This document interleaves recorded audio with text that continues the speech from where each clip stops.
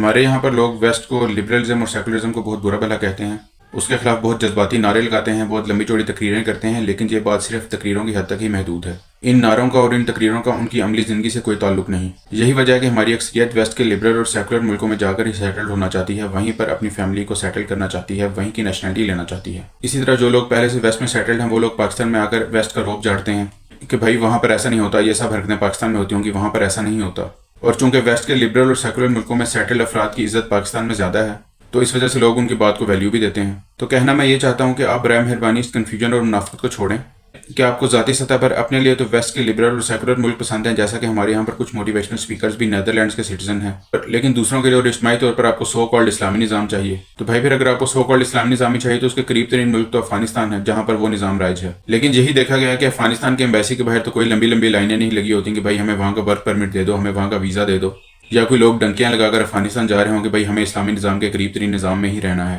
लाइनें तो America, Europe और ऑस्ट्रेलिया के एम्बेसियों के बाहर ही लगी होती हैं। लोग डंकियां लगाकर भी वेस्ट के लिबरल और सेकुलर मुल्कों में ही जाना चाह रहे होते हैं। तो इस कंफ्यूज्ड और इस मुनाफिकाना माइंडसेट के साथ कौमें कभी तरक्की नहीं करती। यानी कि आपको ज़ाती सतह पर अपने लिए एक और चीज़ पसंद है और इज्तिमाई सतह पर दूसरी चीज़ पसंद है।